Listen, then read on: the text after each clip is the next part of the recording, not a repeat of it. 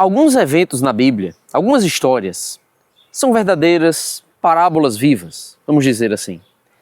Histórias que pessoas na Bíblia passaram por situações que servem de ilustração para situações cotidianas que nós enfrentamos na nossa vida.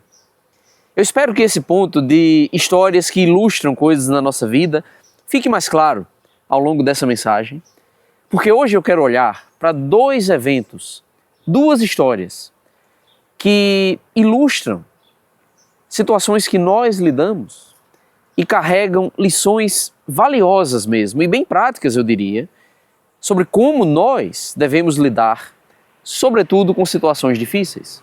As duas histórias que eu estou falando são situações em que Jesus e os seus discípulos lidaram com tempestades, lidaram com barcos em meio a ventos e mares tempestuosos. E no final das contas aprendemos boas lições sobre fé ou a falta de fé, sobre como lidamos com situações difíceis na nossa vida e até mesmo a esperança que Deus nos oferece. Então vamos olhar duas histórias eu mencionei. A primeira delas, não vamos ver com muitos detalhes, mas vamos tentar ver o ponto principal. Está em Marcos capítulo 4. Marcos 4, Jesus e os seus discípulos estavam cruzando o mar da Galileia em um barco. E durante aquela viagem de barco, versículo 37 nos diz que levantou-se grande temporal de vento e as ondas se arremessavam contra o barco, de modo que o mesmo já estava a encher-se de água. Uma grande tempestade, então. Um perigo. O barco estava se enchendo de água, entendemos o risco aqui, de um naufrágio, do barco afundar. E eles estavam correndo o perigo de morrerem naquela situação. Versículo 38, porém, me chama a atenção a maneira como Jesus lidava com aquilo. Jesus estava na popa, dormindo sobre o travesseiro. Jesus estava bem tranquilo, Jesus estava dormindo como se nada estivesse acontecendo. Agora os discípulos, eles o despertaram e lhe disseram: Mestre, não te importa que pereçamos? Os discípulos acho que estavam desesperados aqui, estavam com medo daquela tempestade. Falaram com Jesus até de um jeito que parece meio desrespeitoso, não é? Como se Jesus não se importasse com eles. Eu acho que é importante lembrar que alguns dos discípulos, pelo menos Pedro, seu irmão André e os irmãos Tiago e João, eram pescadores, provavelmente pescadores justamente nesse mesmo mar aqui, estavam bem acostumados com o comportamento das águas, conheciam bem aquilo. Eu estou imaginando que se pescadores experimentados assim, experientes, estavam com medo, percebendo o perigo, é porque a situação era séria mesmo, era perigosa mesmo. Agora, embora fossem pescadores experientes e conhecessem do comportamento das águas, não tinham nenhum controle sobre as águas. O que eles poderiam fazer? Eles acordaram Jesus, no final das contas, talvez esperando que Jesus fizesse algo, e Jesus fez. Ele repreendeu o vento e disse ao mar: acalma-te, emudece. E o vento se acalmou e fez-se grande bonança. Incrível o poder de Jesus, só Deus para fazer isso. Agora, Jesus os repreendeu. Jesus disse: por que sois assim tímidos? Como é que não tendes fé? Eles ficaram possuídos de temor, até se perguntando: quem é este que até o vento e o mar lhe obedecem? Mas veja que Jesus repreendeu a fé frágil deles, a falta de fé deles. No relato paralelo de Lucas 8, versículo 25, é interessante o jeito que fala da fala de Jesus. Ele perguntou: onde está a vossa fé? Tinha sumido. Eles deveriam, se entendiam quem Jesus era, que ele era o próprio Deus, que ele criou o vento e o mar, que ele teria controle. Eles estavam com o Criador no barco, mas estavam com medo, faltava fé a eles. Eu acho que a gente já aprende uma boa lição com isso, mas tem outra história. Vamos agora para o Evangelho de Mateus. Mateus, capítulo 14. Famosa história em que Jesus andou sobre as águas. Mais um milagre impressionante de Jesus. quem é capaz de andar sobre as águas?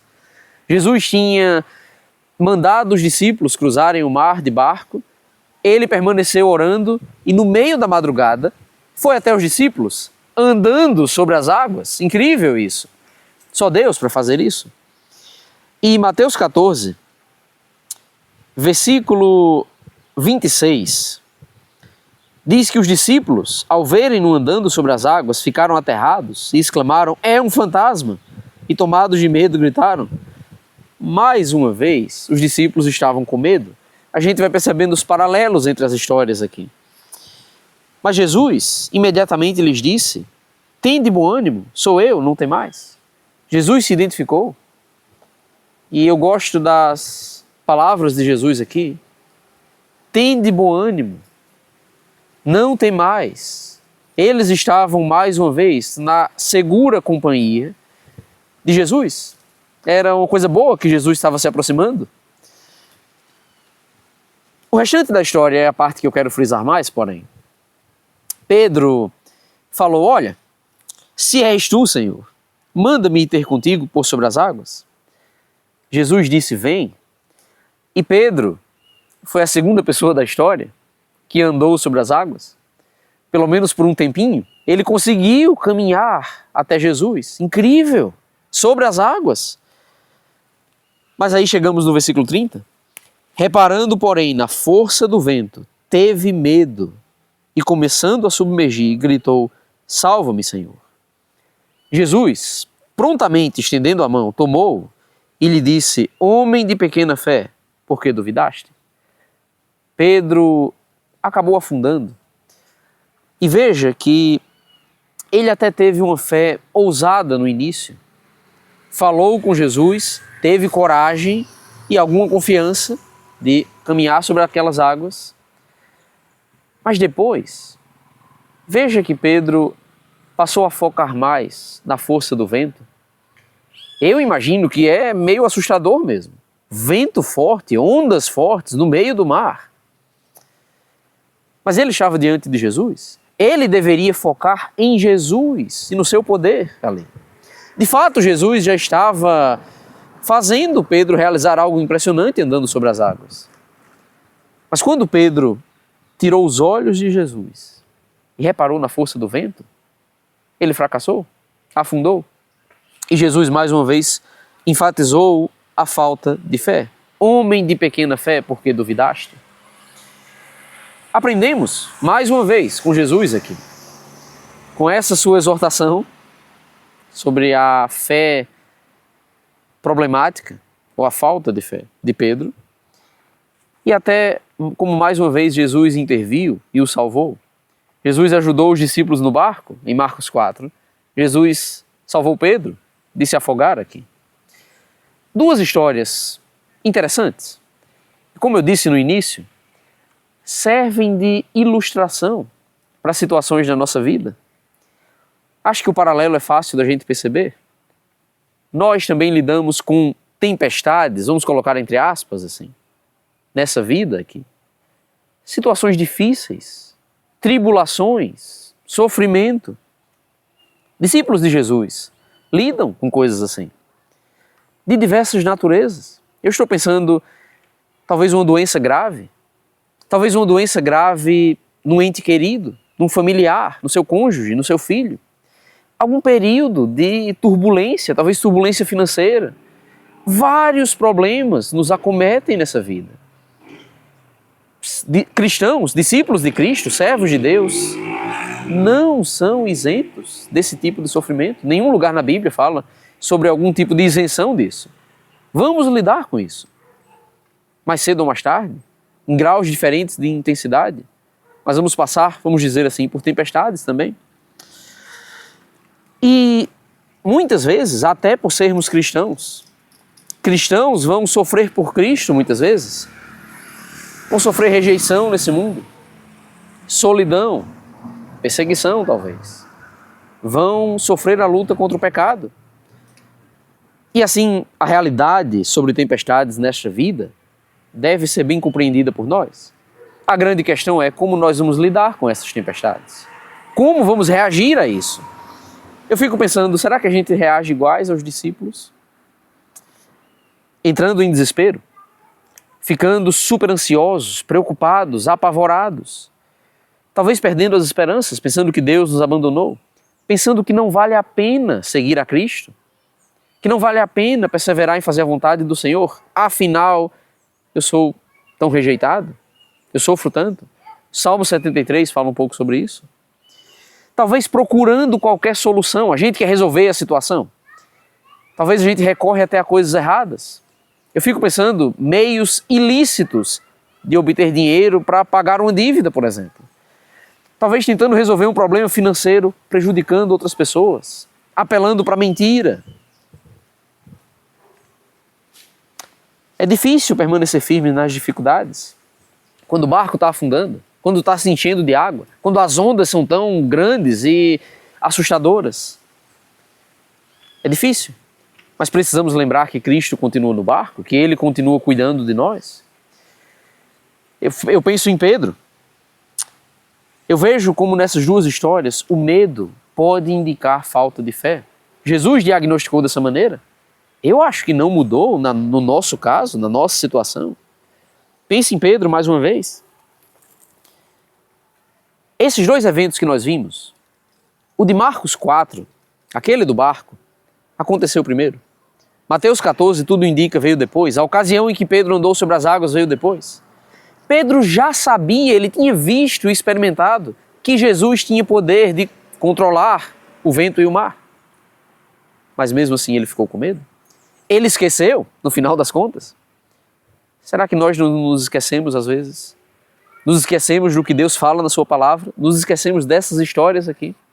Nos esquecemos do poder de Deus, do seu caráter, do seu amor, do seu cuidado sobre nós? Não somos tão diferentes? Pedro focou mais no tamanho do problema, na força do vento, no perigo do mar, do que em Cristo. Normalmente, quando nós focamos demais nos problemas, eles crescem, eles ficam impossíveis de serem solucionados aos nossos olhos. Então vamos focar mais no Senhor? Vamos olhar mais para o poder do Senhor? Eu gosto de uma seguinte definição para ansiedade ou preocupações dessa vida. São como distrações. Eu acho que ilustra bem o ponto. Ficamos distraídos com coisas dessa vida. Perdemos o foco do Senhor, como Pedro ficou com o vento e o mar ao seu redor. Vamos afundar se tirarmos o foco de Cristo? Essas histórias também nos ensinam uma mensagem de esperança. O fato é que Jesus socorreu os discípulos. Jesus salvou Pedro. Jesus prometeu socorro para os seus servos também. Temos a sua palavra. Ele vai nos repreender, talvez pela nossa falta de fé. Mas Ele também vai nos dar consolo. Sua palavra fortalece nossa fé. Temos livre acesso ao Senhor por meio da oração. Vamos buscá-lo mais. Vamos confiar no sacrifício remidor de Cristo, que nos libertou dos nossos pecados. Eu acho que são boas lições para todos nós. Eu quero resumir em 3 pontos. Não vamos andar ansiosos. Não vamos andar tão preocupados com as coisas dessa vida. Segunda lição, uma sequência disso. Vamos lembrar que Deus é muito maior que os nossos problemas. Deus é muito mais poderoso. Ele consegue nos dar forças, nos dar os recursos para fazermos coisas impressionantes. Pedro andou sobre as águas nessa história. Não que a gente vai fazer algo sobrenatural, mas teremos condições de suportar a dificuldade, de permanecer fiéis no momento difícil e de lutar contra o pecado, resistir ao pecado e agradar ao Senhor, mesmo quando a tentação é tão grande. E vamos confiar, por último, em Jesus Cristo e nas suas palavras. Lembra o que Ele falou aos discípulos?